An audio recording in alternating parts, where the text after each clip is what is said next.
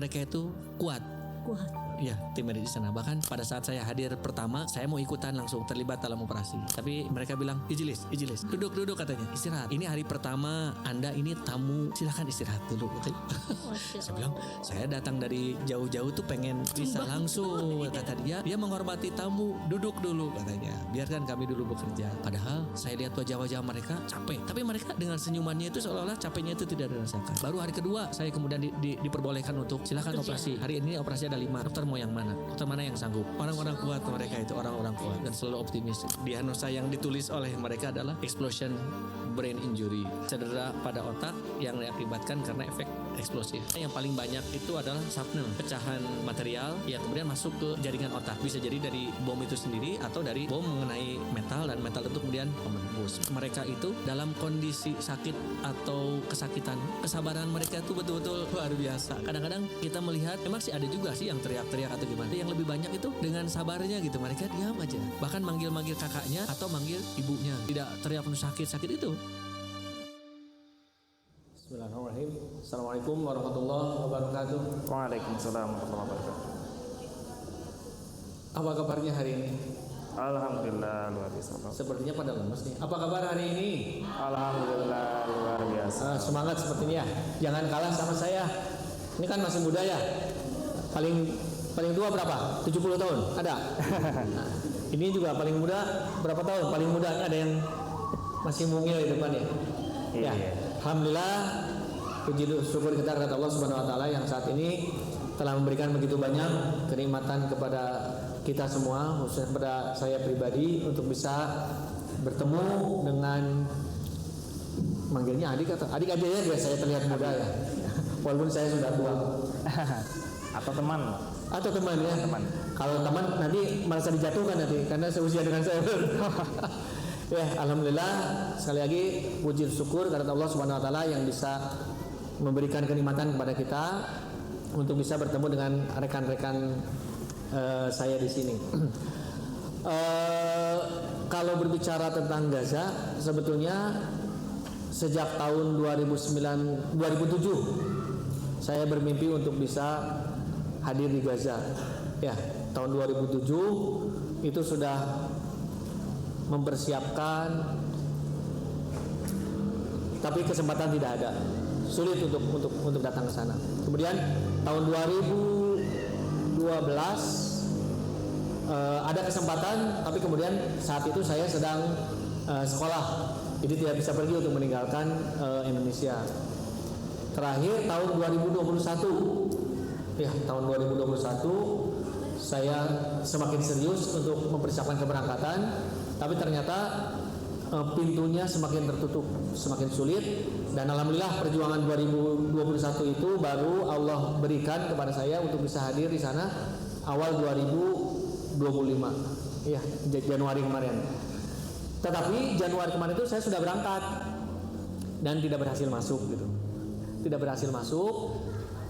Singkatnya setelah lobby segala macam akhirnya tidak tembus juga. Akhirnya saya pulang dulu ke Indonesia dan baru bisa berhasil masuk tanggal 27 Maret kemarin. 27 Maret dijadwal hanya dapat waktu 2 pekan. Ya, jadi 27 Maret sampai tanggal 10 April.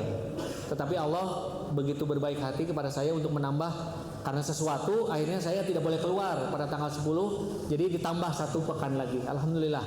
Ya, kalau misalnya kita di rumah sakit diperpanjang, di rumah sakitnya mau apa enggak? Nggak mau ya, orang sakit diperpanjang sakitnya. Kalau saya alhamdulillah saya kerja di rumah sakit di sana, 1 hari sebelumnya kemudian tiba-tiba diperpanjang, alhamdulillah karena saya bisa lebih lama di sana. Ya, walaupun saya mengajukan untuk 1 bulan minimal, tetapi begitu sulit. Ya. Nah itu mungkin ya perjalanannya. Jadi saya berangkat, persiapannya tuh dari 2007, tapi Allah baru mengabulkan 2025 ini. Berapa tahun berarti ya? 19 tahun berarti. 19 tahun penantian. Sudah ada tekad dari 19 tahun yang lalu. Jadi teman-teman kalau misalkan mau jadi dokter di sini udah mau ke Gaza, tunggu 19 tahun lagi ya. Baru bisa kesampaian ke Gaza tuh. Tapi insya Allah bisa lebih cepat ya dok ya. Berarti total di sana 3 pekan ya dok ya? 3 pekan. Total 3 pekan dari rumah sakit. Nah, boleh diceritakan dok, pengalaman yang paling menggetarkan, yang paling mengharukan, yang paling bikin wah ini kalau misalkan di negara ini orang-orang tuh nggak akan kuat lah. Iya. Iya. Yang pertama, kehadiran saya di sana itu dengan sambutan katanya. Dengan sambutan. 2 jam masuk ke perbatasan itu sudah disambut. Kalau di sini disambut, kalau ke masjid disambut dengan tagonian atau tamu tawa ya. Tapi kami disambut dengan dentuman bom. Ya, jadi pada saat yang pertama saja kita menginjakan sana, itu sambutannya sudah ada, sambutan bom. Yang saya pikir awalnya, ya memang karena kita harus sudah siap ya. Itu terjadi ternyata setiap hari, setiap waktu. Ya, jadi begitu kuatnya ya, yang saya bayangkan itu begitu kuatnya mereka di sana. Karena setiap hari, ya rata-rata 5 menit, 10 menit itu selalu terdengar suara dentuman. Ya, itu bisa dari tank, itu bisa dari pesawat yang kita sendiri nggak lihat mana pesawatnya, ya. Atau bisa juga dari yang kecil-kecil, dari drone. Ya, drone itu 24 jam di sana. Minimal ada 2 drone. Ya, drone yang berkeliling di atas kita itu ada 3. Yang satu mapping, dia ngeliat-liat keliling-keliling, terus nentuin koordinat suatu tempat. Satu lagi drone-nya itu drone scanner. Jadi keliling-keliling, tapi dia bisa zoom untuk orang melihat aktivitas orang-orang yang ada di sana. Ya, sampai mereka tahu ini siapa begitu. Dan yang terakhir, drone yang bawa bekal. Bekalnya bukan nasi di rantang, bukan, atau GoFood, bukan. Ya, tapi misil. Jadi yang setiap kali kita tidak bisa menebak ini mau dijatuhkan di mana misilnya. Ya, jadi kita siap-siap aja. Ya. Cuma kita berpikir pada saat datang itu ada satu orang dokter dari Amerika bertanya, ini setiap waktu dengar suara, nanti kita ditempatkan di mana nih? Ada nggak tempat yang aman? Nah, dijawab oleh mereka dengan senyuman, dok, di sini tidak ada tempat yang aman. Jadi kalau mau aman, silakan kembali lagi ke tanah airnya. Jadi begitu hebatnya mereka dengan kondisi seperti itu, dan juga mungkin karena terbiasa ya, akhirnya betul-betul kuat. Sampai-sampai suatu ketika pernah ada beberapa kejadian bom turun, kemudian mereka sibuk untuk melihat tidak ada korban atau enggak. Jadi saat korban sudah ada, nanti ada yang mengantar mereka ke rumah sakit, ada yang mengantar mereka ke kamar jenazah. Tapi sebagian ada juga yang membereskan tempatnya. Jadi membersihkan sisa bomnya itu. Saya pikir kalau di Indonesia ya, maaf, mungkin sibuk pada saat ini, sibuk untuk lari-lari, nggak tahu kemana larinya. Kemudian pada saat ada korban juga sibuk. Bisa jadi ada yang hanya foto-foto, video-video segala macam. Dan kemudian setelah itu korbannya itu mungkin meratap, kenapa keluarga kami, kenapa? Jadi terus meratap. Sedangkan mereka enggak. Jadi pada saat kejadian ada yang meninggal, bawa ke kamar jenazah, ada yang korban bawa ke rumah sakit, dan sebagian mereka dengan optimisnya membersihkan kembali seolah-olah barusan tidak ada apa-apa. Jadi betul-betul optimis bahwa mereka setelah itu akan biasa lagi. Jadi mereka membereskan, dibersihkan, dibangun lagi seperti itu. Jadi saya pikir itu tidak bisa ditemukan kecuali di mereka saja. Kemudian saya beberapa kali operasi, ya, anak kecil, anak remaja, yang dalam wajahnya itu sepertinya tidak ada ketakutan gitu. Walaupun kesakitan, mereka tuh tenang anteng gitu. Ya, bahkan di medsosnya sudah nyebar tuh, ada satu anak kecil usia 9 tahun, sebelum operasi itu dia masih senyum gitu. Senyum, kemudian kita minta izin untuk diabadikan, dan setelah operasi dia begitu bahagia gitu pada saat dia bisa berjalan kembali. Ya, alhamdulillah ada 2 atau 3 kasus yang saya tangani yang awalnya tidak bisa berjalan karena ada pecahan bom di kepala dan ada pecahan bom di tulang punggungnya. Kemudian setelah operasi ada yang bisa kembali untuk bisa berjalan kembali, alhamdulillah. Terakhir mungkin ini mungkin untuk ibu-ibu ya. Untuk ibu-ibu, kondisi ibu-ibu di sana betul-betul kuat gitu ya.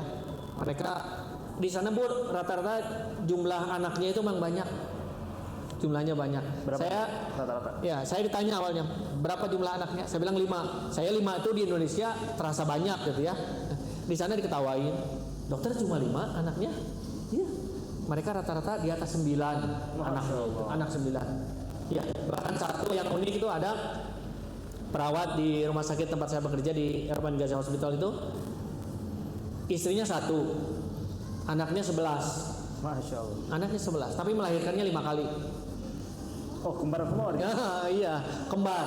Kembar semuanya itu, anak 1, anak kedua, anak ketiga, semuanya kembar kecuali kecuali kelahiran kelima. 3 anaknya. Kembar 3? Iya, kembar. Jadi 1, 2, 3, 4 itu 8 kan berarti. Nah, 8 anak.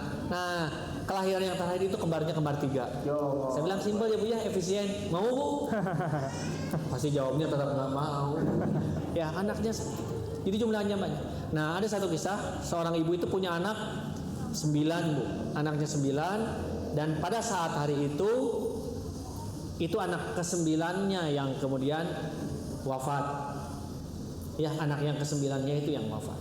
Ya, dan anak ke-1, ke-2, ke-3, ke-4 itu semua laki-laki. Sampai anak ke-9-nya itu. Ya. Dan yang ke-9 itu adalah anak terakhir yang dia miliki. Yang 8-nya udah duluan.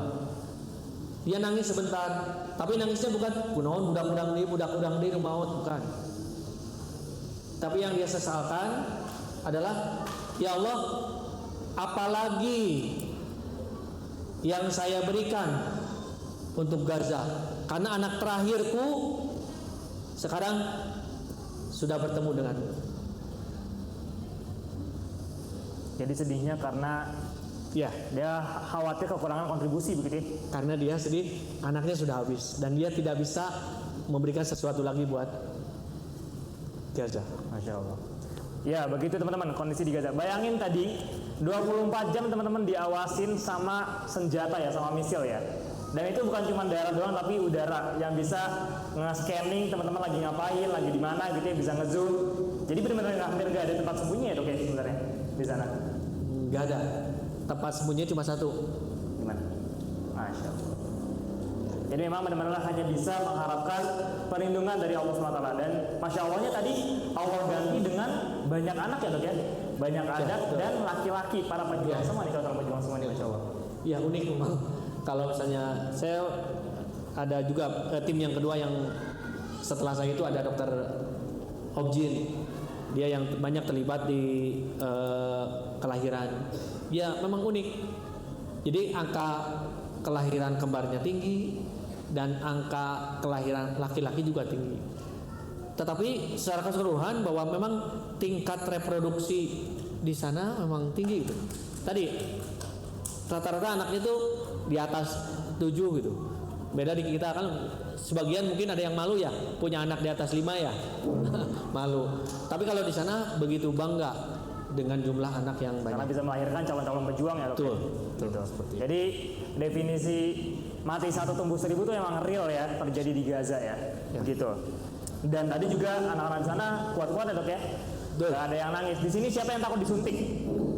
Ya. Kalau misalnya teman-teman masih takut disuntik, ya tolong kuatkan mental teman-teman supaya punya mental yang kuat seperti anak-anak Gaza ya. Anak Gaza itu dijahit tanpa obat virus pun berani ya, dok ya. di pekan terakhir itu persediaan obat-obat itu sudah semakin menipis, sehingga tim medis di sana betul-betul menseleksi mana yang kemudian masih bisa dalam tanda kutip masih bisa diminimalisir untuk pemberian obat, itu diminimalisir.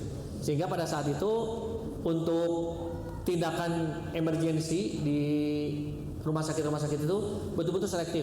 Mana yang kemudian kalau bisa tidak diberikan obat anti nyeri, ya tidak diberikan. Tetapi ternyata beberapa kali melihat memang mereka itu ya kuat. Ya, bahkan dokter Objin tadi yang itu pernah ada 1 kali sesar sesar yang kemudian dilakukan di emergensi tanpa pembiusan. Dalam keadaan ibunya masih senyum dan kemudian melantunkan ayat-ayat Al-Quran seperti itu. Itu sebuah hal yang walau alam Jatinangor bisa nggak kemungkinan ya? Saya pikir nggak, mustahil. Tetapi di sana bisa terjadi. Bahkan saya pernah bertemu terakhir mau berpisah dengan Gaza itu, ada satu kejadian yang unik. Ada satu orang dengan kakinya yang tersisa menceritakan bahwa dia pernah menjadi pasukan, kakaknya syahid. Nah, singkat cerita, saya tidak cerita banyak tentang ini. Ceritanya bahwa dia pernah bertahan 13 hari di tempat pos penjagaan dengan bekal 5 kurma dari ibunya. Masya Allah. Itu 5 kurma selama 13 hari. Itu satu harinya mungkin setengah doang dok. Wallahu alam. Setelah saya tanya, saya berpikir begini, 13 hari tempatnya seperti apa? Tempatnya itu hanya bisa duduk untuk 3 orang dan 1 lubang untuk Lihat. gitu. Dan selama 13 itu semuanya di sana. Ya, full di sana. Salat, semua aktivitas semuanya di sana. Nah, yang unik itu saya tanya begini. Salat bisa di sana? Ya bisa, berarti kan tayamum sama duduk sampai. BAB BAK gimana? Saya pertanyaannya begitu. BAB.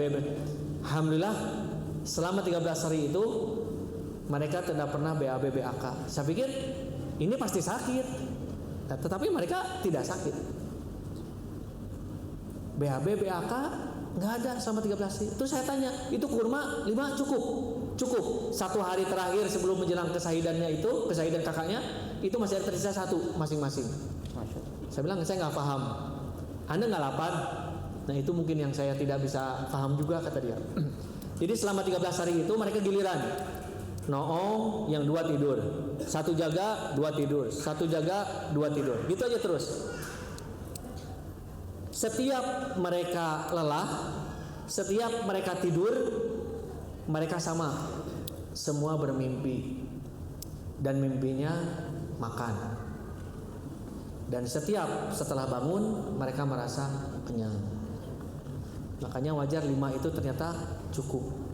Nggak paham? Saya juga nggak paham, Bu. Saya juga nggak paham. Tapi itulah yang diceritakan oleh beliau. Ya, jadi 13 hari menjelang kesahidan kakaknya. Saya nggak paham. Jadi sana banyak keajaiban ya, Masya Allah teman-teman. 13 hari cuma dikasih bekal 5 kurma. Itu 5 kurma tuh buat 3 orang tuh.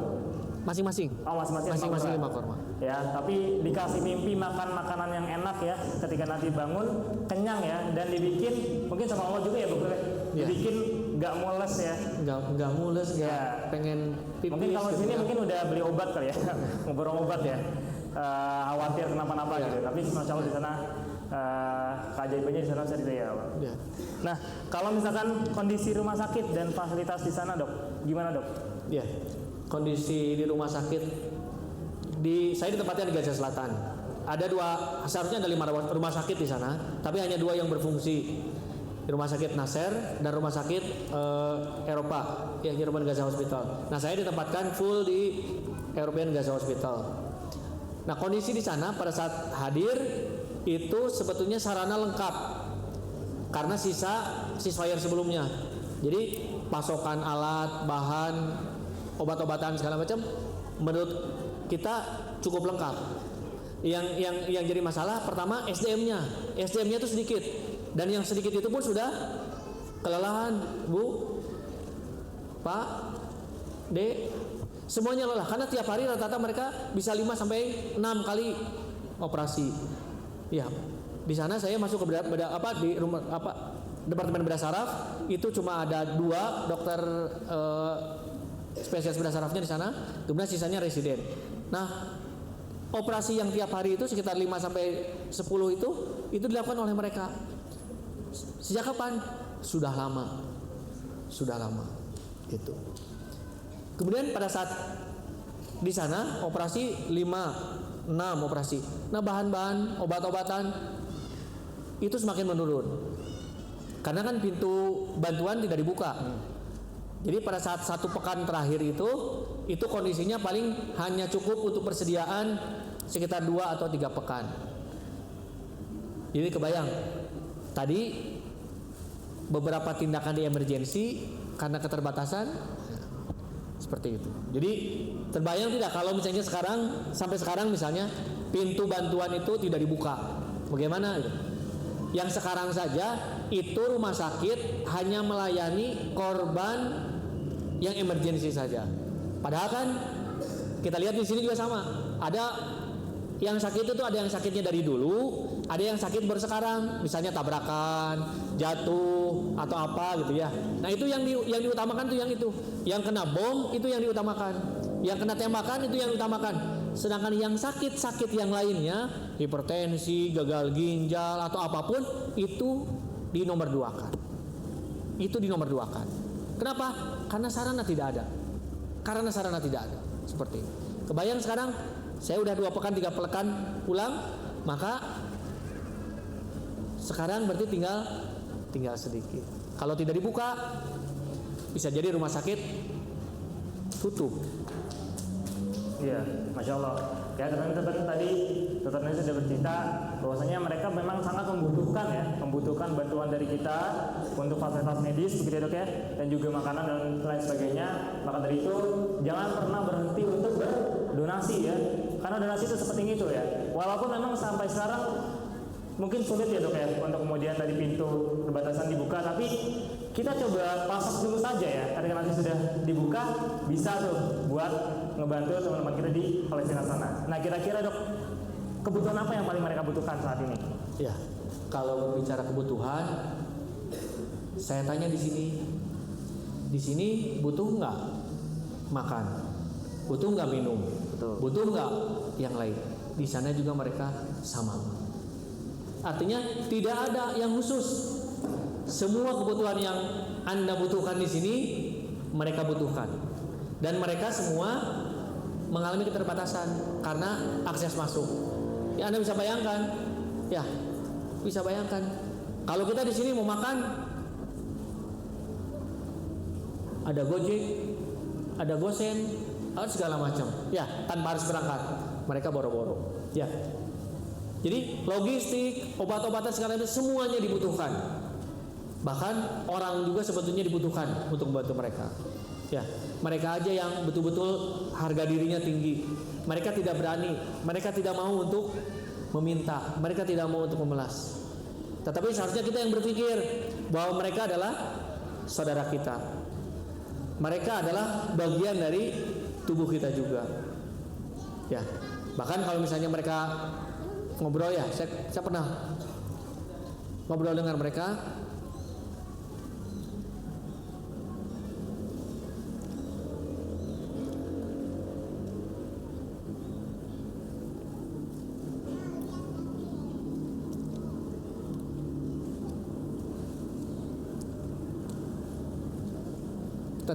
Saya tanya, kenapa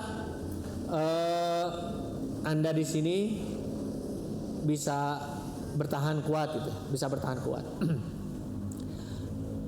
Ada satu motivasi yang mungkin sebelumnya tidak tergambarkan dalam benak saya. Mereka berpikir begini, bahwa kami di sini, kami bertahan di sini, dan kami akan tetap di sini karena satu, karena kami dapat amanah untuk menjaga Al-Quds, karena kami merasa berkewajiban untuk menjaga tanah wakaf dari Umar bin Khattab, yaitu Masjidil Aqsa. Nah, tugas ini seharusnya adalah tugas semua umat Islam di dunia. Tetapi karena mereka berada di sana, mereka lebih dekat dengan Al-Quds, maka mereka yang mengerjakan itu.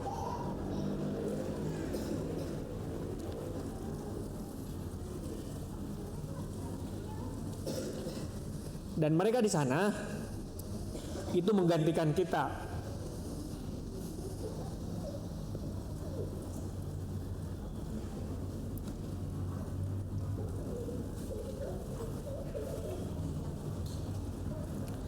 Mereka di sana mengerjakan tugas kita, menggugurkan kewajiban kita untuk menjaga tanah wakaf Masjidil Aqsa. Kalau mereka pergi, siapa lagi yang mempertahankan? Siapa lagi yang bisa membela Al-Aqsa di sana? Dan kalau tidak ada mereka, maka berdosalah semua umat Islam yang ada di dunia. Kenapa? Karena fardu kifayahnya tidak ada yang mengerjakan. Sama dengan hukum jinayah. Apabila ada satu orang meninggal, kemudian tidak ada yang menguburkan, maka semua berdosa. Demikian juga status Al-Aqsa. Mereka di sana bertahan.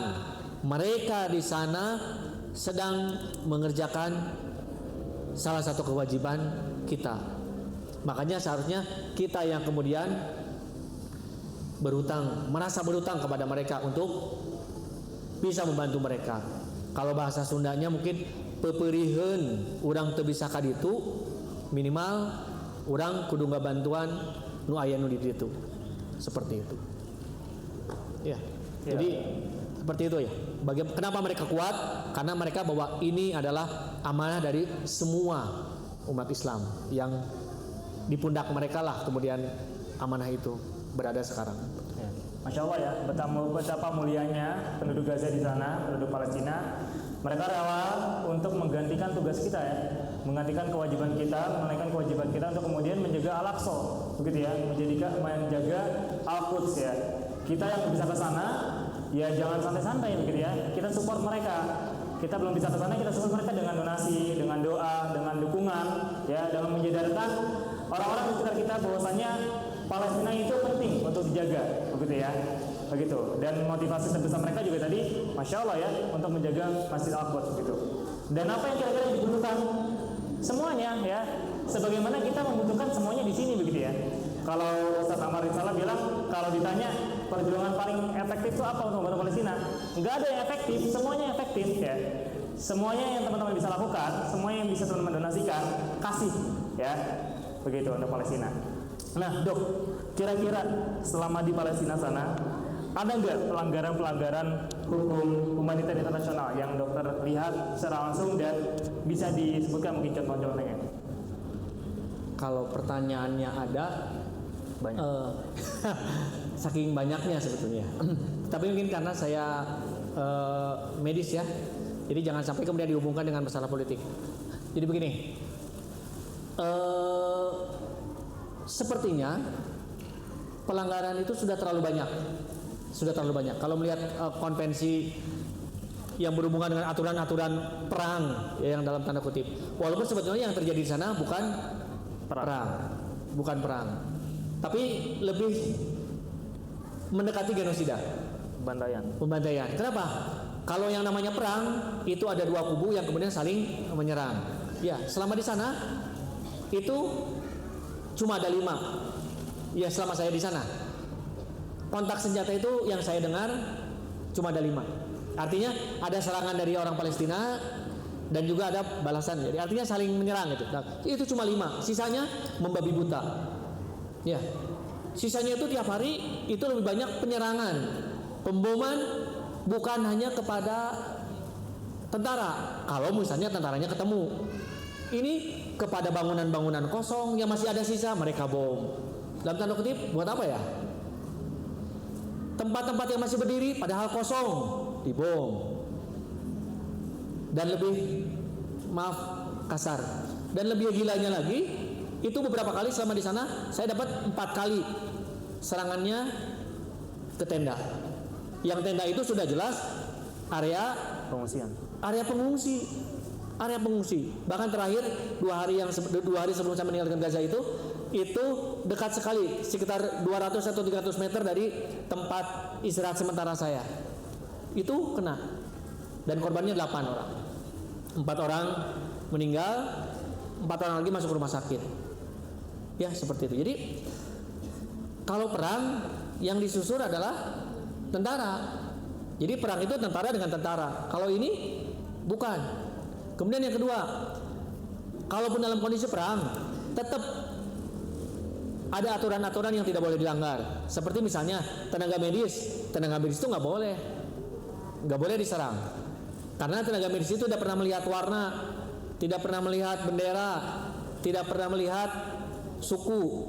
Jadi kalaupun dari korban misalnya dari kita dari A, maka tetap kita tolong walaupun kita berada pada posisi di B gitu, seperti itu. Medis itu tidak boleh membedakan. Misalnya saya orang Palestina, yang korbannya ada orang Israel, maka tidak boleh saya kemudian hanya menolong orang Palestina saja, tidak boleh.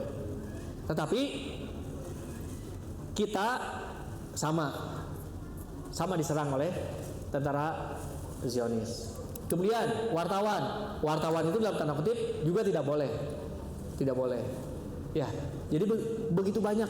Kalau pertanyaan tadi ada panjang, ada gitu. Saking banyaknya. Ya, dan itu setiap hari. Dan iya, banyak sekali. Apalagi yang tadi yang terakhir, penyerangan kepada tenda pengungsi itu betul-betul pelanggaran. Mereka di sana anak-anak. Bahkan di depan camp saya itu namanya Mukhayam Yatama. Jadi khusus untuk anak-anak yatim. Sama aja diserang oleh mereka, diserang.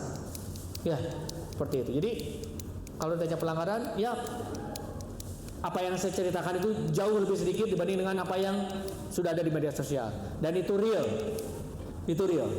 Yang di media sosial itu yang lolos itu real. Tetapi itu yang lolos. Yang tidak lolosnya lebih banyak. Ya, saya punya. Ya, lebih banyak. Lebih kejam.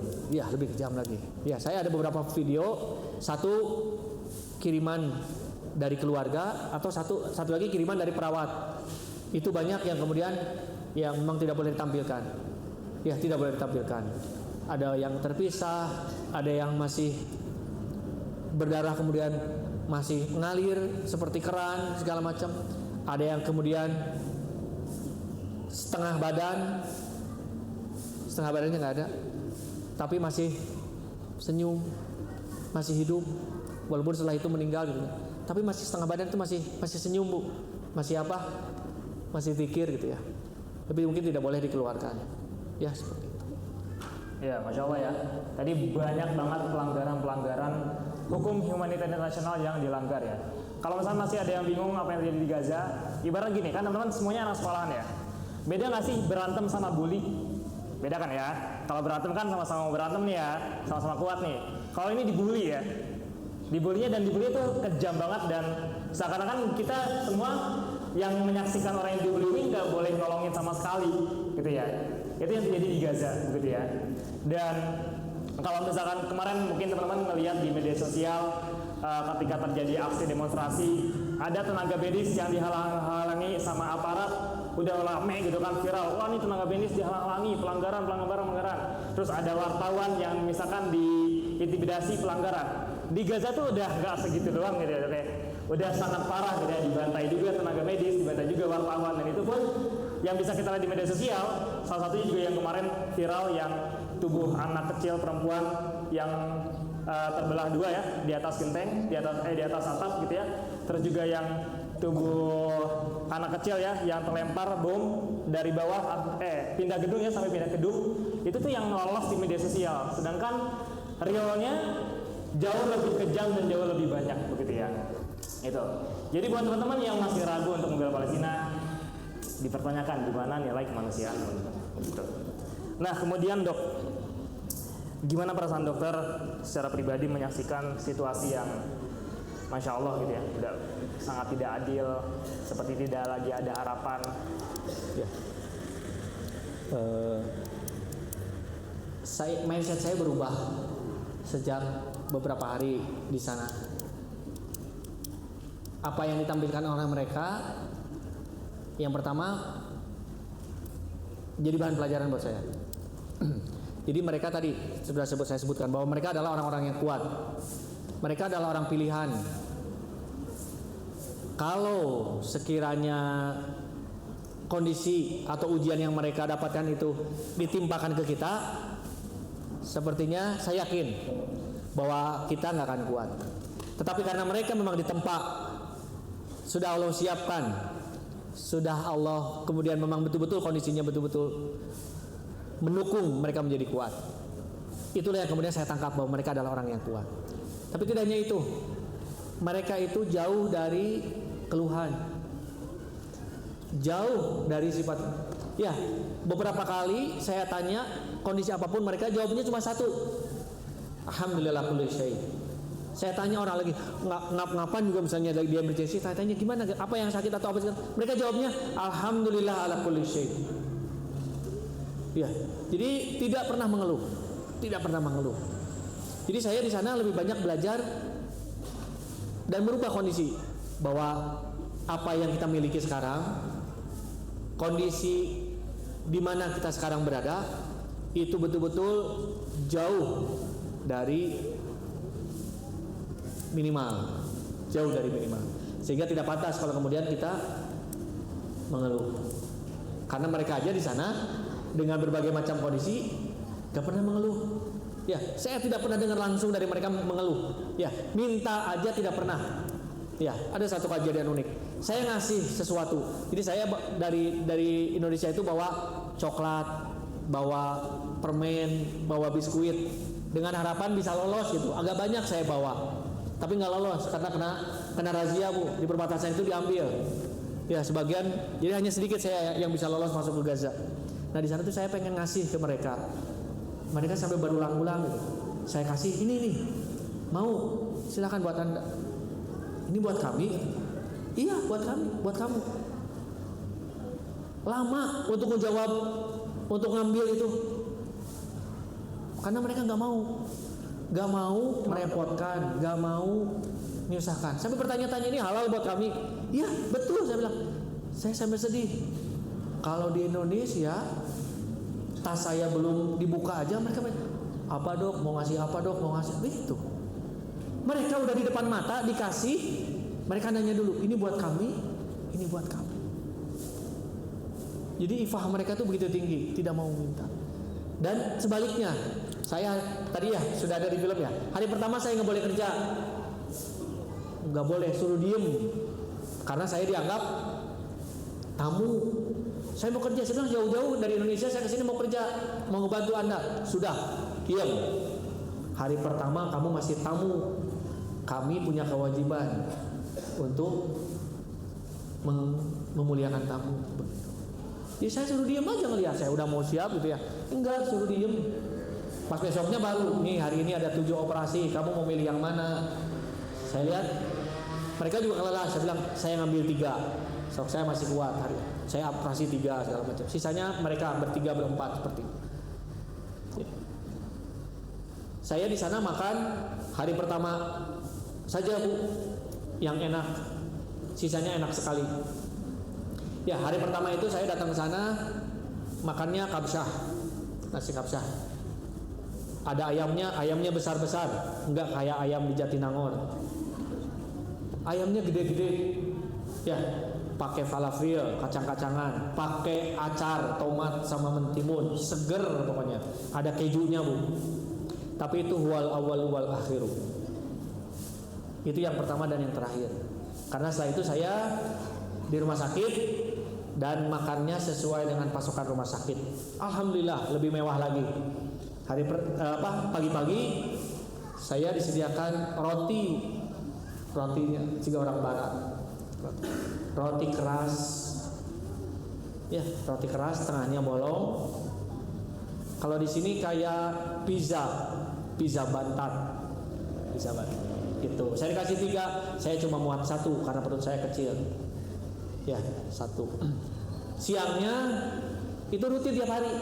Tiap hari itu kita makan 1 atau dikasihnya 3 roti khubza yang keras. Memang mereka sudah terbiasa seperti itu pagi-pagi. Siangnya baru saya dapat nasi berwarna. Kalau di sini mungkin kayak nasi kebuli.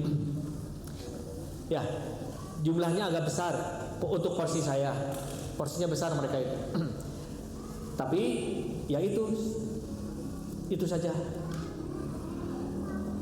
No egg, no milk, no protein. Jadi nasi dengan irisan wortel dan beberapa biji jagung. gitu. Itu yang disediakan oleh rumah sakit.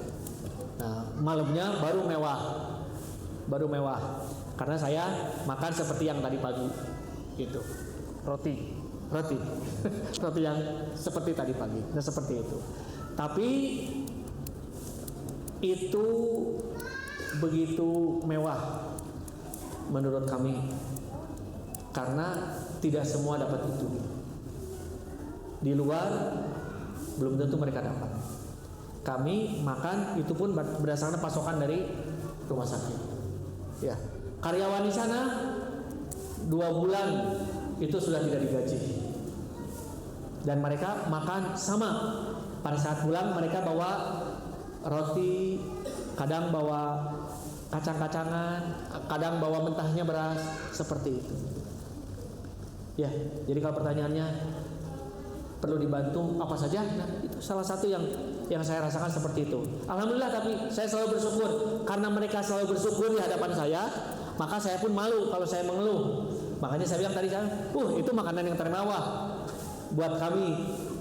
Dan untungnya alhamdulillah setelah pulang saya 5,5 kilo turun. Diet gratis. Yeah. Dan yang paling menyedihkan bukan karena itu ya, sedihnya itu apa? Bukan sedih karena saya tidak makannya, bukan. Tapi sedih seumur hidup saya tuh donor darah. Bahkan sudah pokoknya rutin saya donor darah dan tidak pernah ditolak, Bu, kecuali di Palestina. Sedih itu. Gak boleh donor darah. Gak boleh karena saya termasuk orang yang KKP kalau di sini mah, kekurangan kalori protein mungkin. Salahnya saya harusnya pada saat datang saya donor darah. Ini pada saat 2 hari menjelang kepulangan saya baru ingat saya harus donor darah. Minimal ayah oleh-oleh lah dari Bandung berupa darah yang saya sumbangkan di sana. Ternyata salah. Saya gagal karena dianggap kekurangan kalori protein ya. Dianggap pengungsi mungkin ya. Pas saat dites itu saya nggak lolos. Darah saya tidak sesuai dengan kriteria untuk didonorkan. Ini sedih bisa jadi hati.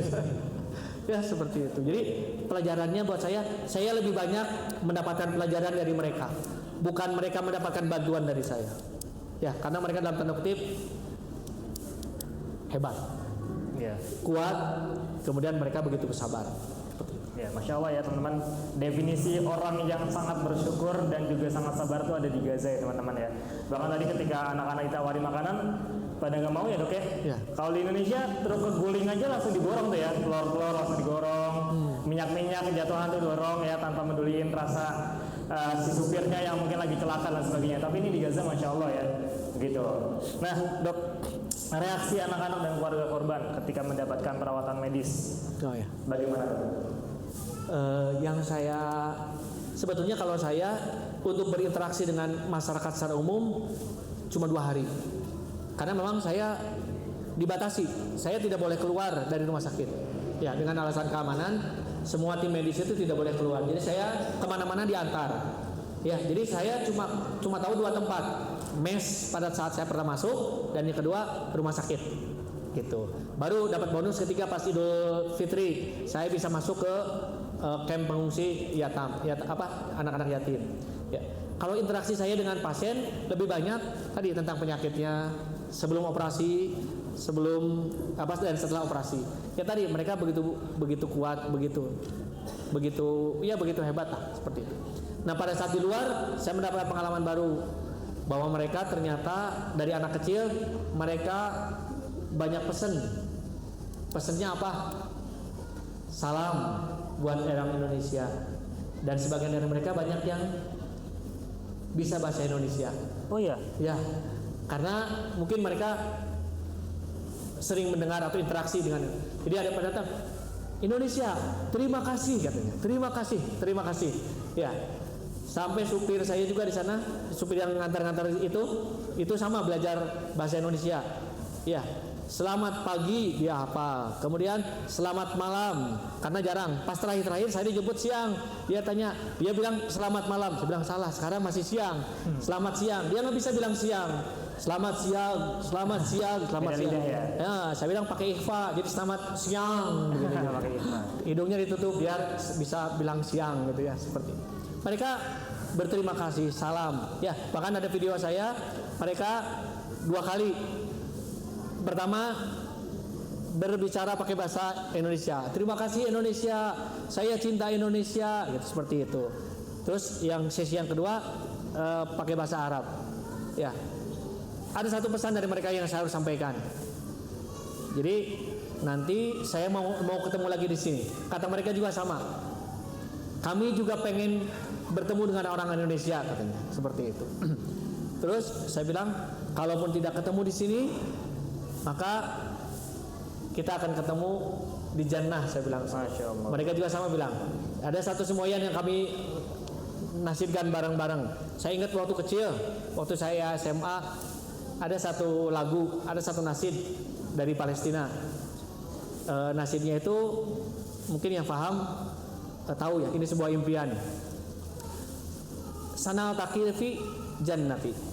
Ya, sanal takifi jannati. Sanal takifi jannati. Pasti kami akan bertemu di jannah. Ya. Jadi pesan mereka juga terakhir salam ke orang Indonesia dan kalimatnya sanal takifi jannati. Kami pasti akan bertemu di jannah, insyaallah. Masya Allah, teman-teman. Ada pesan tuh, ada salam dari teman-teman Palestina, dari anak-anak Palestina ya. Insya Allah kita akan bertemu di Palestina sana. Kalaupun tidak memungkinkan, kita akan bertemu di surganya, begitu ya. Dan berarti di sana orang Indonesia banyak banget ya, Dok ya? Saking banyaknya mereka akan bisa bahasa Indonesia. Sedikit sebetulnya. Cuma kan berita tentang orang Indonesia, dukungan Indonesia, bantuan Indonesia itu begitu mereka rasakan. Ya, bantuan Indonesia itu ada 2, ada yang sampai betul-betul sampai full bisa ke sana, tapi juga ada yang tidak bisa masuk ke sana. Jadi masuknya hanya sampai perbatasan, dan akhirnya kita selundupkan dalam tanda kutip. Ya, kita cari orang Palestina yang pernah ada di luar, yang punya nomor rekening luar, karena kalau rekening mereka itu diblok. Ya, kebetulan saya Bulan Sabit Merah itu pernah memberikan beasiswa kepada 6 orang dokter Palestina. Ya, mereka belajar di Indonesia 4 tahun, ada yang 5 tahun. Mereka sudah kembali semua di sana. Dan istri-istrinya mereka rata-rata punya ATM Indonesia. Nah, kemarin juga saya beberapa bawa uang transfer ke saya, kemudian saya transferkan ke masih nomor rekeningnya rekening Indonesia. Jadi bisa selamat. Cuma masalahnya untuk pencairan di sana itu 30% itunya. Nah, intinya banyaklah bantuan Indonesia yang sampai ke sana dan mereka merasakan itu. Dan apa ya, Indonesia itu menjadi sebuah hal yang betul-betul mengena di mereka, betul-betul ada di hati mereka. Sampai pada 17 Agustus saja mereka ikut merayakan 17 Agustus di sana. Oh iya. Iya. Masya Allah. Ya. Dan ada Panjatinan gitu nggak? Hah? Panjatinan. Terakhir saya hari terakhir sebelum pulang itu alhamdulillah saya punya kesempatan untuk bisa, hobi saya main bola. Kalau di film saya yang terakhir itu nanti alhamdulillah saya bisa berkesempatan main bola dengan anak yatim di sana. Seperti itu. Jadi ya sesuatu yang dan mereka juga betul-betul ceria gitu pada saat, walaupun itu hanya 1 hari. Sisanya mereka tetap bersyukur kepada Allah Subhanahu wa taala atas kondisi yang mereka jalan. Jadi kehadiran teman-teman di sini nih, kehadiran kita di sini sangat dinanti oleh orang-orang Palestina di sana gitu ya. Mereka amat-amat menanti kehadiran orang Indonesia. Jadi teman-teman silakan ya, kayak Dr. Dan ini, coba sekarang udah mulai bertekad harus ke Palestina. Semua kehidupannya ditekadkan, diniatkan untuk bisa ke Palestina. Terakhir Dok, ada pesan apa buat teman-teman kita di sini? Ya. Setelah dokter 3 pekan di Palestina. Ya, pesan yang pertama kalau saya simpulkan dari perjalanan terakhir saya ke Gaza, yang pertama, impian itu jangan hanya terhenti di sini, tapi impian itu harus diwujudkan, ditulis, dirintis, dan dijadikan target. Ya. Saya berapa tahun? 19 tahun ya. Saya 19 tahun untuk bermimpi bisa bersama dengan orang-orang Palestina, dan Allah mengabulkan selama 19 tahun. Seperti itu. Itu yang pertama. Jadi mimpi itu harus dikejar. Mimpi itu harus diwujudkan. Tetapi syarat yang keduanya adalah sabar. Faiza azamta fatawakkal Allah. Nah, sebelum tawakal itu harus ada ikhtiar. Di tengah ikhtiar itu harus ada kesabaran. Ya. Jangan sampai kemudian kita berbelok. Ya. Alhamdulillah saya selama 2007 meniatkan untuk bisa ke sana, itu tetap konsisten. Bukan hanya persiapan mimpi aja, tapi juga saya mempersiapkan semuanya. Ya, fisik saya wajib olahraga bla bla bla bla, karena di sana kondisinya bukan untuk istirahat, tapi buat kemudian bisa jadi 24 jam. Ya, saya juga memantaskan diri dengan kemampuan saya. Terus di sana tuh kan Ardul Anbiya ya, tanahnya para nabi. Di sana tuh para penghafal Quran, pabalatak, ya banyak. Teman saya di sana juga satu beda saraf itu hafal Quran. Ada satu objin dokter kandungan itu sama hafal. Dan lalu saya punya kesempatan untuk bisa saya setor dan dia setor, alhamdulillah. Jadi saya memantaskan diri juga untuk seperti mereka membahas, menghafal, murojaah Quran. Ya, alhamdulillah dalam tanda kutip saya tidak malu pada saat ditanya oleh mereka berapa hafalannya, karena mereka rata-rata anak kecil ditanya berapa hafalannya, di atas 15. Berapa hafalannya? Yang mana tuh? 30? Alhamdulillah, doa saya ya 30. Langsung ke Gaza dong.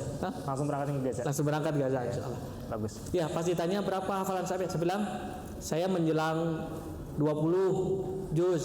Saya bilang dia melihat alhamdulillah. Tapi pas tanya ini anak kecil, dia sudah juz, kemarin sudah syahadah. Saya gini lagi gitu. Saya usia 53 tahun baru 20 juz. Sedangkan mereka usia 17 tahun, 18 tahun sudah hafal 30 juz seperti itu. Jadi saya mempersiapkan seperti itu. Ya. Jadi jangan putuskan mimpi. Sabar dan ujungnya baru tawakal. Ya, terus seperti itu. Itu saja. Ya, faiza azamta fatawakkal Allah. Kalau sudah mimpi, kejar mimpi tersebut, sabar dan ujungnya Allah pasti akan memberikan hasilnya. Itu saja. Oke, itu ya.